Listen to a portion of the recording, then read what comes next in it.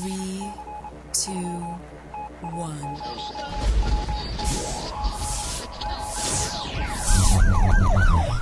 We'd like to welcome you to another edition of GrokTALK, brought to you by New Hampshire's leading conservative blog site, GrokTALK.com. We are your feared extremist, right-wing, hard-charging, gun-toting, opinionated, outspoken, rabble-rousing, letter-writing, radio microphone-stomping conservatives and rational libertarians. So get ready for more news and opinion you could only get from GrokTALK.com. GrokTALk. Hi there. Sorry, I was. He was talking. I was texting the guy at the Rock and HCR.com. Well, I got the recording camera. Hopefully, I can take that out and put it up. Sometimes, as you said earlier, our intervals are more heated than on air. Yeah. All right. So anyway, Ian and Jody are probably stuck in parking. Hopefully, they'll get here a little bit. And until then, let's just keep going. Yeah. So let's consider what's happening. The Hungarian border and why I say, being the revolutionary bum that I am, why don't the Hungarians just start shooting? That'll turn them back.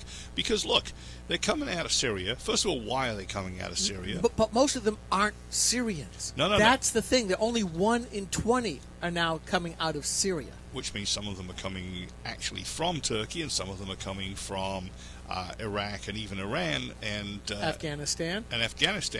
Anybody that can manage to cross the land bridge. And the question is, in the middle is this huge country called Turkey, and they ain't stopping there. Why are they not stopping there?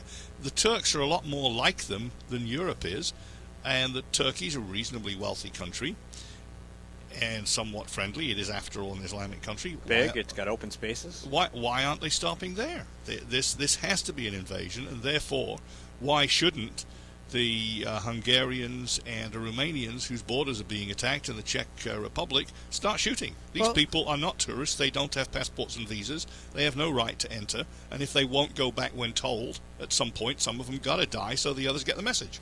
Yeah, well, I think it was Senator Stabenow, Democrat from Michigan, who said, well, we should be taking more refugees in. Look at all the room we have in flyover country. Now, you and I fly. I used to fly a lot more. I have to get back on the plane soon. But we fly over. There's a lot of space there. Technically, she's correct. But look at what this progressive senator says. Let it be somebody else's problem here in America. Because flyover country, when it comes out of people like her and the other Democrat socialists, when they say flyover country, they mean it in a demeaning, pejorative way. Those redneck American rubes. Let them be the problem. And in fact, some of these social organizations keep dumping refugees here in New Hampshire, the Lutheran Social Services folks. Well, we help them when they first get here. Yeah, you dump them after a year when the money runs out, and then you dump them onto somebody else's welfare rolls and make it somebody else's problem. And this is the problem. One of the big problems with progressivism. It's always somebody else's problem. If you put a minimum legal residency requirement in front of any welfare payouts here in New Hampshire, we're not going to pay out the damn money unless you've been here and actually had a job and put something in. And we'll make them somebody else's problem. And we'll make them self-deport from New Hampshire, at least. I bet Debbie Stebenow's got room in her house. I bet she has. I bet we know Martha Fuller Clark has room in her house. Yes, she does. Good point. It could be the historic refugee district of Portsmouth. Right. But the point is, Dearbornistan is already a wreck. So, dear Debbie, let's do this. Let's fence off Michigan, and especially Detroit, from the rest of the country, and you can have all of them you want. Yeah. Well, I like what the Pope had to say, where he's telling all of his parishioners, you should take somebody in. And I keep thinking, and I'm not Catholic, folks, so I can say this, how many refugees has the Vatican taken in? They've got among the most rigorous immigration and visa policies in the world. Because it is a Catholic city-state, it is not... It is not a place that welcomes immigrants. No, it isn't. Because it doesn't need to. And I hate to say it, but here's somebody high up. One would consider him at least a religious elite, certainly, if not also a political elite. And trust me, the Catholic Church is political. That's its history. If you go back in time and read that history, when he says everybody take them in, how many young Muslim males are you going to bring into your apartment, sir, or your eminence? This is what gets me. Progressives want everyone else to take care of that. When you look at Christians, they do this on their own on an individual basis. That's what real charity is. That's the difference between the Good Samaritan, for example, and Yes. government coercion. Correct. Somebody who steps up to the plate and does it themselves. And that's what's completely wrong with the welfare state. Absolutely, because there's very little accountability. And, you look at...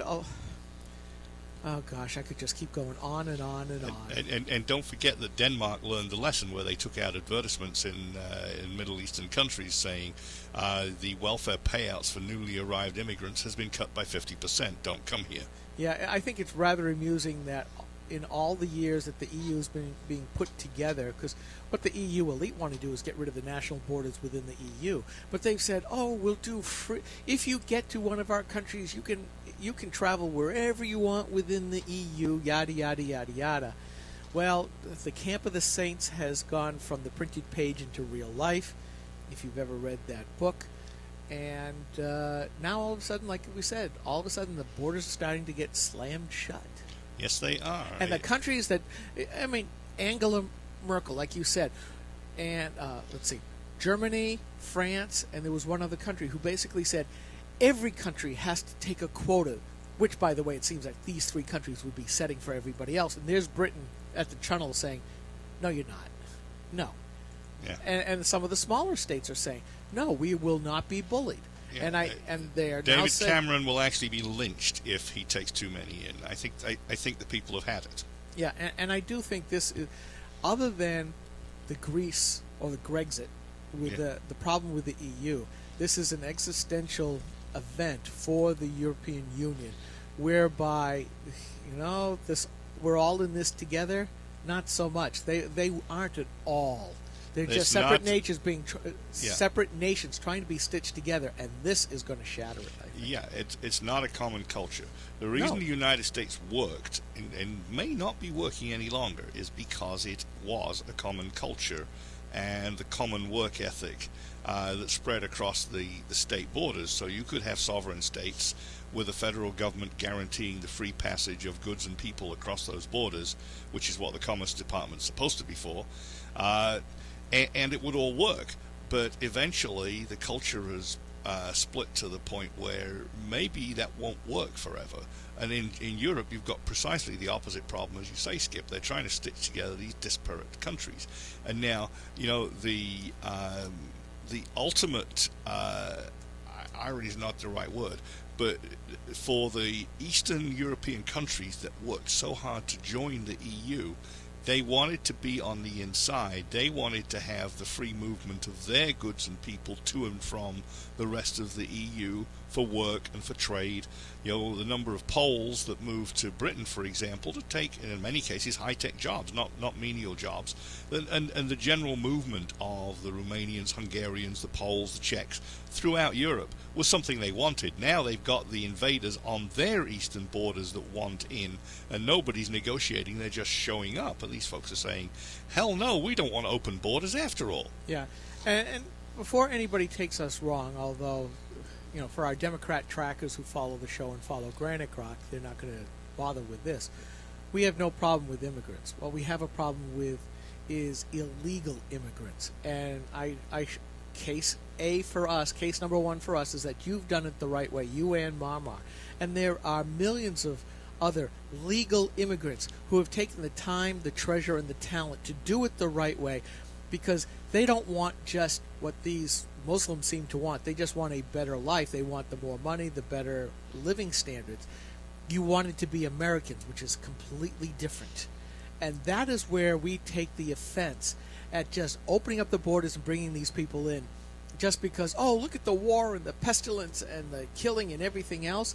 Well, guys, if you keep bringing it in, just like that story from Instapunt that I just read about the German refugee camps, if you do this and you wholesale import another civilization and a whole disparate orthogonal set of cultural values, you won't have the engine that has given us what we have. Yeah, we can't assimilate all. Well, if they wanted to assimilate, it would be different. We can't simply accommodate all of these people and expect our culture to keep on working and keep on producing the wealth that will allow us to support all of these people we've taken in. And, that's your point. It's just going to break down. And we see it breaking down in a lot of places around the world. I'm working. The natural state of the world, and life is solitary, poor, nasty, brutish, and short. Guess what? We got over that because we created an exceptional nation based on an idea, not on a ruler. Two things. Yeah. The absolute value of the right to private property and the rule of law, both of which are being denigrated and decimated here in America. And then they wonder why our come on in. Yeah. Life. Oh, no. Parking? That's part of it. Ian's parking and dropped me off. Yeah. Have a seat. We'll finish our conversation. We'll just get into it. Life, liberty, and property, and liberty only under the rule of law, which applies equally to everybody, including the president. And as we are seeing lately, the rule of law is something, as our next guest, Jody Underwood, will be talking about in a very small sliver of our life here in New Hampshire. The rule of lawlessness. Yes. And I think it is very dangerous for what's coming up. But anyways, slap on a headset, ma'am. She's got time. Let her get relaxed. Running up the stairs to get in here because they couldn't get here in time for some reason. And we'll find out all about it in a minute. I'll take a really short break right now, and we will come right back. Stay tuned. This is GrokTALK.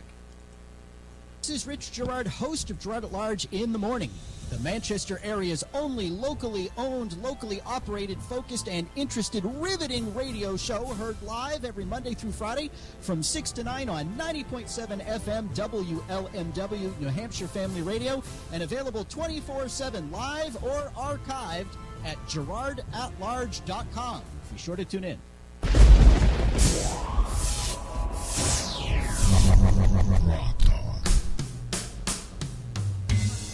You can tell us the story on the air if you want. If you want, it's up to you. That's fine. I have no problem with that. Hi. Yeah. We're just. Hi, Jody. Hi. Glad to have you back. Good to see you guys. All right. So, you were saying, You have dogs. Yes, we have and dogs. time, and parking, and cars, and travel. And red lights. Red Oh my God, we hit lights. every last. Ian said I actually ran one. Oops, I shouldn't say that. I was like, really? I didn't even notice. I didn't get caught, thank God, because that would have taken longer, That's Oh, all right. it We never have a dearth of stuff to talk about. I bet. But what happened was we put the dogs in the car, and we do this all the time. We drop them at the farm on our way out. And it's just a mile down the road, and it's on the way. And every now and then we forget, but we remember, like at the bottom of the road. Today we didn't remember until we were another 7 minutes down the road. So guess what? We had to turn around, bring him back to the farm, and then take off. We're dog friendly. You could have brought him in. could have brought I him would have in. sat here. I would have been in heaven. Yeah. I get to pat a dog. Oh, We could do dog next talk, yeah. time. Next time, Yeah? bring the dogs. What kind of dogs do you have? One is mostly golden retriever. He's like half Irish. Oh, he'd setter love being also. patted Oh, all he loves it. day. Yeah. They're lovable and stupid. He's actually pretty smart. This one. Oh. Yeah. But they know how to act stupid. They do. It's kind of like the myth of the dumb blonde. They're not dumb, That's but right. they know how to That's do right. it just right. Yeah. But the other one's a little dumber. He's half German Shepherd and half a quarter yellow lab and a quarter golden retriever. And That ought to be a whole brains trust right there, and yet. yeah, I know. Because we had a lab setter mix, and she managed to act completely dumb and goofy. But those things have, are actually very smart dogs. You okay with the volume? I'm wondering how I'm. You sound good. You sound fine. Okay, Yeah, good. you're Thanks. fine. Okay. Yeah, you're just not getting. If a you don't super hear loud. it in yours, he can turn it up a little Yeah, for Yeah. you. Do you need more volume in your headset? I don't know. I mean, I hear everybody, so. Yeah. I'm Anyway, fine. I'm fine. but I yeah, got plenty of things to turn. we had dogs for quite a while, and it's only because we moved through a couple of apartments and stuff, and we've been traveling more not the last couple of years, but we had been traveling more, that we've not had dogs lately. May get back to it. So, anyways, So you had this deadline from the Attorney General's office. Yes, this It coming looms Monday. is the word they use. Yes. Monday's deadline to comply with an order from the Attorney General's office looms, the Croydon School Board stands firm in its decision to continue sending 5 students from a small school district to a private school. And the looming day has come and gone. No, No, Monday. oh, it's still It's Monday? the 28th. Monday's still. Oh, okay. Yes. What's the date on this? All right, never mind. Yep. Okay, it's Monday. That's It's okay. still looming. All right, It it's is. looming. 2 more days. And you've made it clear that you believe you guys are following the law, which we've gone over in great detail, and you clearly are. And thank you to Chuck Douglas for reminding us of the specifics that they keep leaving out. Yes. But so that's where we are. You're still moving ahead with your plan. I wrote about that interview, by the way, and I got to tell you, at watchdog.org, that was very well received. A lot of people were excited about that. By the way, we should make it quite clear to the listeners right now. This is Jody Underwood. She is the chair of the Croydon School Board. And that because you have no high school of your own, you had been in an agreement with a neighboring town to send the high school kids there. And they More than high school, 5th through 12th grade. Okay. Yep. But they decided to cut the contract. We did. We Okay, decided. all right. And now you are sending some children to some private schools, and that has sent the educational industrial complex here in the state of New Hampshire, all of the bureaucrats, in a tizzy. You can't do that. You have to stay in a union school, is really what it comes down to. It is kind of, right? I mean, even Croydon Village School doesn't have union teachers. Yay for you. Yeah. But yeah, it has. I mean, it's related to that, but nobody's, connecting those dots specifically. I think it's also about just the state being in control. Oh my God, if they go to private schools, they don't have to take the Smarter Balanced assessment. Oh, that's money. Yeah, it is You're money. going to take money away There from we go. fat We cat found it. bureaucrats. Follow the money. Absolutely. Always follow the money. I'm sorry, I am in one of those moods today where Go I for hate it. everybody. So, Oh, yeah. so you're going to keep doing what you're doing. And is there any sense of what the AG is expected to do in response? Yeah, actually. And you heard it here first. Okay. I mean, it's not official because it's not on paper, but yeah, they're going to take us to court. An injunction, I believe, is the right word, but I'm not positive about that. Again, not on paper. Hard to say for sure, but yeah, we think it's going to happen imminently. Article 10. Tell me what Article 10 is. The right to rebellion in the New Hampshire Constitution. The And you're married to the right guy. I am. Oh, yeah, he's throwing all this stuff at me. Wait till he gets here. He's like, you should tell Chuck Douglas this and this. I'm like, he has experience in this. Oh, I wasn't talking about your husband's words. Oh. the former state Supreme Court Oh, justice that probably yes, can right. manage Yeah. the Attorney General's office. So, so Chuck's still on board, Yep. Come on in. and he found parking 2 miles down the road, probably, because it's 9:47 on a Saturday in Concord, New Hampshire. And yay, you made it. They said we could take the dogs here next time. Yes. Just bring them with you. Yeah. Bring right up. Bring a little bowl for water. Yeah, that's all. Yeah. Yep. You got water, just pour it Yep. right in. So, Absolutely. I got extra. I have more. Do you mind letters? No, they're in the car. the dogs have them. The Thanks. dogs ate my letters. Welcome. All right, so Hi. hi there. Okay. Printouts. They're in the car. I think you All right, got us forget going it. a That's little fine. high That's there, fine. Steve. He's gonna have to We go know for stuff. a 2-mile walk to get the letter. He'll be back. They'll be off. It won't be worth it. Yeah. No, we're here till 11. Let's keep going. All right, so AG's office stop. You guys say nah. Well, I mean, it's interesting. Our selectmen in the town of Croydon had a meeting on Tuesday in which they said the AG's office is actually asking them to do something that is contrary to law. They're telling them. Surprise. Can you believe it? They're telling the town that they are under law not allowed to give money to the school district, but they must give it to the SAU. And they're like, and what RSA does that say? We've always made out a check to the school district, and the address is the SAU because they handle it. The school board told us to send it to another address. We're still sending it to the same people by law. We're following the law. So what? Apparently, they forgot what the A stands for in SAU. Yeah. Administrative, form of administer. Yeah, exactly. Manage. And there's also an RSA that talks about the treasurer's role is to write the checks, disperse the money. Like, that's what we're doing. So, yeah, they asked our town to do something not under law, and they're saying, Well, that's what they're doing anyway. We're not going to do it. I mean, the Yeah. AG's office is. We went through the law.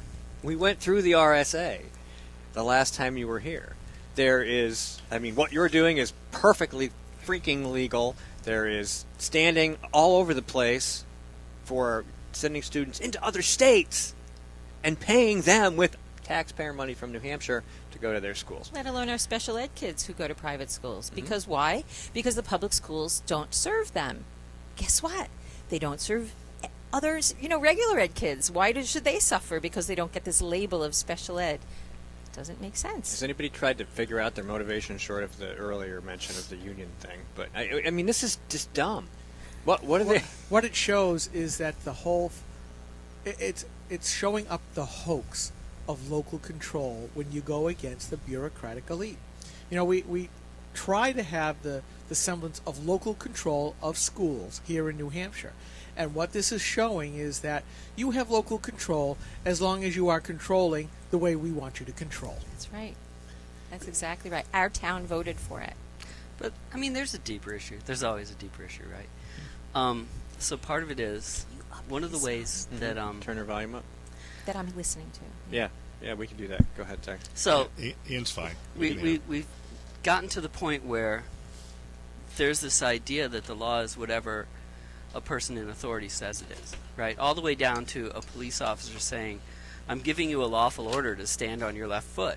And it's like, what's the law behind it? The law behind it is the person, right?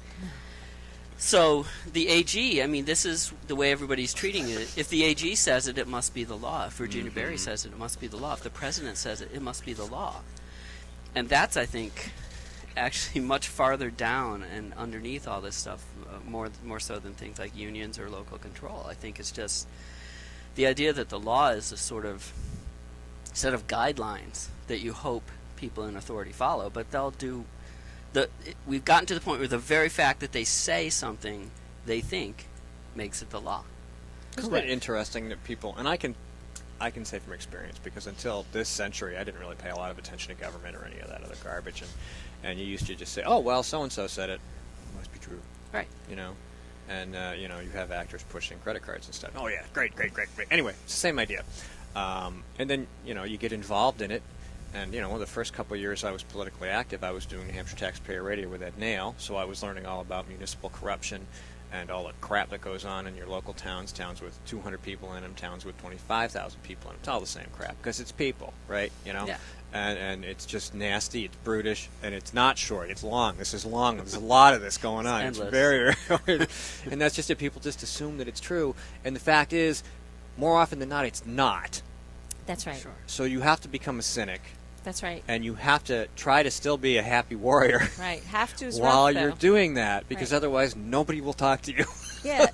Right. So the small minority in my town who is against us sending kids to private schools, as I understand it, because they can't articulate it any better, it's because the state said so. Right. How can you argue with how the state's interpreting the law? And I feel like the state is not supposed to interpret law. The law is supposed to be clear, and they don't get to make law, and they are. That's what they're trying to do here. Yep. And this is one of the fundamental changes that I have seen over the last 8 years. Gosh, who's been president since then? That the rule of law is what I say it is. Bush was It's guilty, like we're too. all in Alice in Wonderland. Yeah. We come back to my favorite thing when you were talking about the Constitution. Words have meanings. And the problem is lots of these nitwits think that their word supersedes the RSA's or their interpretation. That's right. That their expertise in one thing Exceeds the Constitution as well. exceeds the Constitution. Well, their experience exceeds the Constitution, but that their expertise flops into other areas of which they are just plain nitwits. Well, and this, Nitwit, if you word look of at the day. yes, if you look at the even bigger picture, there's something you might call the cult of the expert, right? Yes. Where you aren't qualified to make decisions about medicine. You have to go to an expert. You're not qualified to make decisions about law. You have to go to an expert. You're not qualified to make decisions about education. You have to go to an expert. right? So you've been training people for generations now to say, look, anything that's more complicated than, say, Winnie the Pooh requires somebody to stand between you and that document. So it doesn't even occur to you to look at the document, right? You go to the person who's supposed to tell you what the document says. No, I'm sorry. Winnie the Pooh's too complex. It is. It's how Dick and Jane, maybe. But when I was on the budget committee, that was exactly right. And I will tell you, the best example was a football team in Guilford. It was just a club level, and volunteers would do the lines and the flags and everything.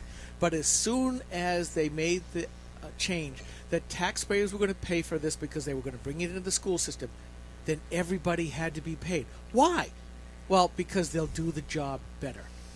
And I look at the internet and everything else. Look at, I'll go back, Rathergate, Dan Rather saying that these documents showed that George Bush was a liar until one real expert, a typewriter repair guy, showed this was never done back then. This is Microsoft Word. And with the technology was able to show it, and he lost his job.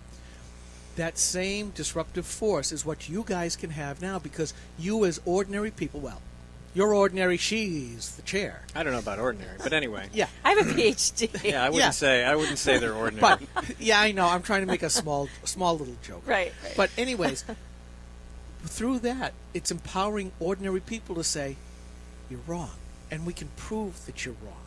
So, it comes back to the ordinary person going against the state level, City Hall. And I applaud you for it. Thanks. I mean, it takes some guts. You're giving fulfillment to the word fearless. We should somewhere fit in here that you don't need a master's degree to teach kindergarten, by the way. I just to throw it out there because my wife works in a kindergarten. Yeah. And she can run a class.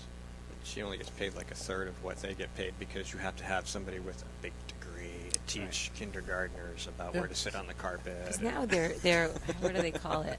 Paraprofessional. Yeah, no. Well, but you need your master's because that will prepare you more for teaching in a class. Wait, It's absolutely wrong. I have a master's in computer science. Master's in crayon. And right. Yeah. Exactly. Or stickers. that guy who was stickers. complaining about the debt that he's now in because he got a master's in puppetry. Go figure. I got a master's in. Is that what they're calling it now? Yeah. I got a master's in computer science, and when I was at Digital Equipment Corporation, I had people who had dropped out of high school that were far better than I at writing code. It was just they were born to write code. That's all it came down to. That's all I could say, and they could run rings around me. So a degree is only as good as what you can apply it to. Totally. Computer science is not programming either, though. Right. They're different. Right. We have We both have Computer masters in science computer is the science. study of programming and how programming works and how compilers work and what it means, what's computable, what's not. Yeah, but you're supposed to be able to use that in actually doing that stuff. Maybe. It's the philosophy. It's kind of yeah. It's the philosophy of code. Something like that. Anyway. We got about 40 seconds. So we're going to keep talking about this and whatever else comes up in the rest of the show. And because it's wide open. I didn't book anybody else. Because you guys are awesome. Yeah. But for those of you who are listening, don't forget to check us out on Spreaker, Stitcher, iTunes, TuneIn, iHeartRadio, YouTube, Ustream, and of course at GraniteRock.com and on the Rock, NHCR.com. I am Steve McDonald here with Skip Murphy, Mike Rogers, and Jody and Ian Underwood. Don't forget we will be at Southern New Hampshire University next Saturday for the Federalism Forum name. I can't remember the whole thing, but there's an all-day event there. And the week after that, we will be at the RLC convention, and the whole month we're going to be on remote. So everybody stay tuned. We will be right back. This is a coalition of New Hampshire taxpayers. We're located at 8 North Main in Concord, New Hampshire. This is a repository for all things conservative and municipal. So if you have a problem in your town, your school, your budget committee, the right to know law, and now at the top of our list is voter fraud. You have a tip for us, some information for us, you want to join or help us out, cnht.org.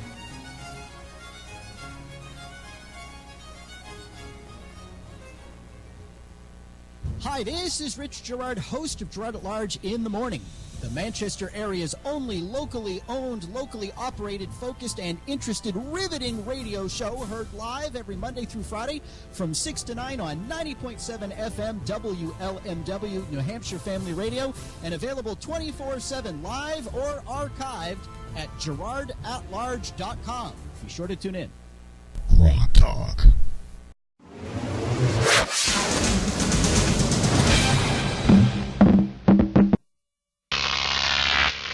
Grok TV.